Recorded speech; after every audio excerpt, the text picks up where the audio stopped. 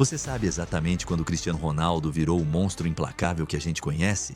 Não foi quando ele chegou no Manchester United, não foi quando ganhou a primeira bola de ouro, não foi em nenhum momento de glória. Foi num momento de humilhação pura, num jogo que poderia ter destruído qualquer um, mas que transformou CR7 no predador mais letal que o futebol já viu. Maio de 2007, San Siro, Milan 3, Manchester United 0. Debaixo de uma chuva torrencial na Itália, Kaká estava no auge absoluto, fazendo o que queria, humilhando a defesa do United. E no meio disso tudo, um garoto português de 22 anos assistindo aquilo, impotente, sendo comparado desfavoravelmente com o craque brasileiro, e foi ali, naquele exato momento, vendo o Milan comemorar a vaga na final, que algo quebrou dentro de Cristiano Ronaldo, ou melhor, algo despertou. Ele olhou para o Kaká brilhando, para o estádio inteiro gritando, e fez uma promessa para si mesmo: nunca mais ninguém ia ser melhor que ele. E cara, ele cumpriu essa promessa de uma forma tão brutal, tão obsessiva, tão assustadora, que acabou redefinindo o que significa ser jogador de futebol profissional. Se você gosta desse tipo de conteúdo, apoie o canal deixando seu like, comentando abaixo e se inscrevendo. Tem muito mais história do futebol chegando para você.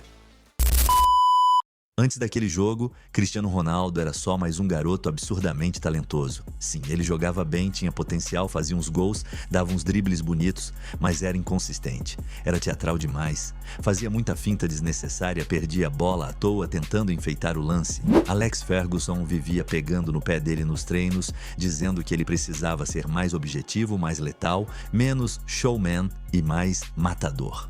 A torcida do Manchester United tinha uma relação de amor e ódio com ele, porque num dia ele fazia um golaço, no outro desperdiçava 5 chances claras, tentando cavar falta ou pedalar sem sair do lugar. Ele era talento bruto.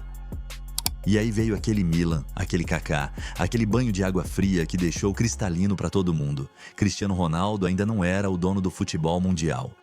A eliminação foi humilhante, mas pior que os 3 gols foi a forma como aconteceu. O United tinha vencido a ida com o show do Cristiano, mas na volta, quando realmente importava, ele sumiu. Kaká, Gattuso e Seedorf engoliram ele. A imprensa inglesa massacrou ele no dia seguinte, dizendo que ele pipocava em jogos grandes, que era só firula sem resultado, que nunca ia chegar no nível de consistência dos lendas.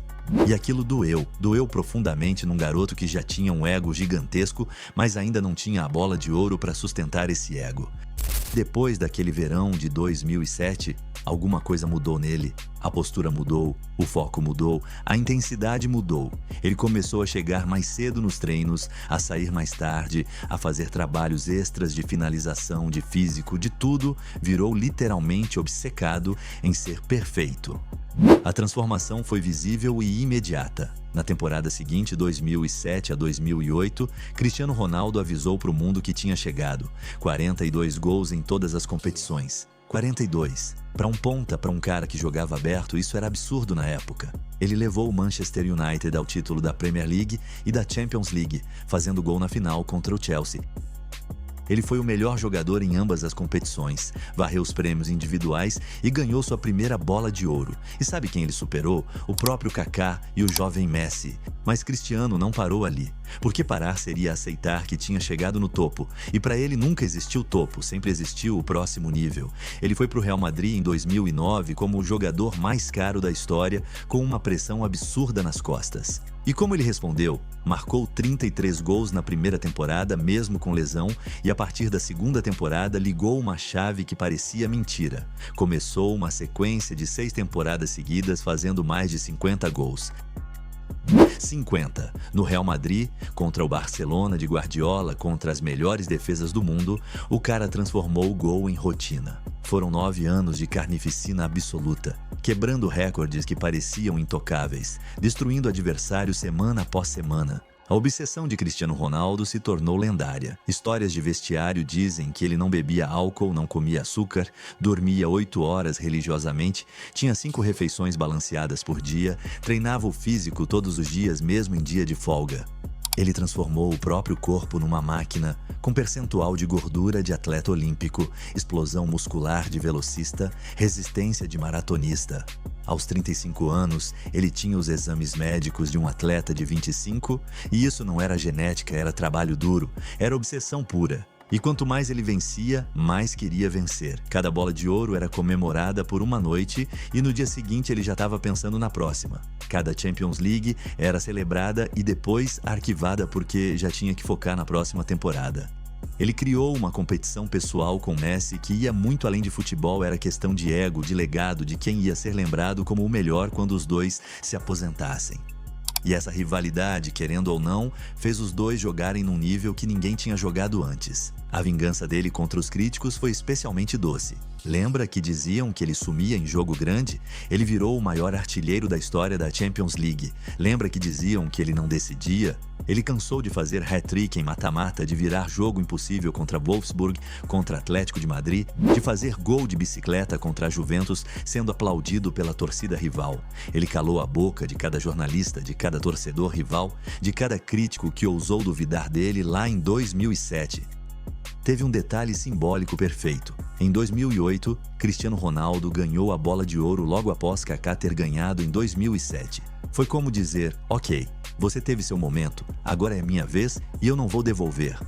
E diferente de muitos craques que ganham uma vez e relaxam, Cristiano ganhou uma e ficou obcecado em ganhar mais 4, 5, até igualar e superar qualquer um que tivesse vindo antes. Ele transformou a excelência em hábito. O mais assustador é que Cristiano manteve esse nível por mais de 15 anos. 15 anos sendo um dos 2 melhores do mundo, 15 anos marcando caminhões de gols por temporada, 15 anos dominando, vencendo, quebrando recordes. Isso não é talento só, isso é mentalidade de campeão absoluto, é recusa em aceitar declínio, é luta constante contra o tempo e contra a própria biologia. Jogadores normais chegam aos 30 e começam a cair de rendimento. Cristiano, aos 33, ganhou Champions League pela 5ª vez, sendo artilheiro, e depois foi para a Juventus e continuou metendo 30 gols por temporada na Itália. A transformação dele influenciou uma geração inteira de jogadores. Hoje você vê todo atacante jovem obcecado com academia, com dieta, com estatísticas, com números. Isso é legado direto do Cristiano Ronaldo, que mostrou que talento sem trabalho duro não basta, que você precisa transformar o próprio corpo numa arma, que você precisa ser profissional 24 horas por dia se quiser estar no topo. Neymar até tentou seguir esse caminho, mas não tinha a mesma disciplina maníaca. Mbappé e Haaland estão tentando agora seguindo a cartilha que o Robozão escreveu. Aquele garoto que foi humilhado na chuva em Milão em 2007 criou um monstro que dominou o futebol por uma década e meia. Um monstro que não aceita perder, que não aceita ser segundo, que transforma qualquer dúvida em motivação para provar o contrário. Eles criaram esse monstro quando riram dele, quando duvidaram, quando disseram que ele nunca chegaria aos pés dos brasileiros.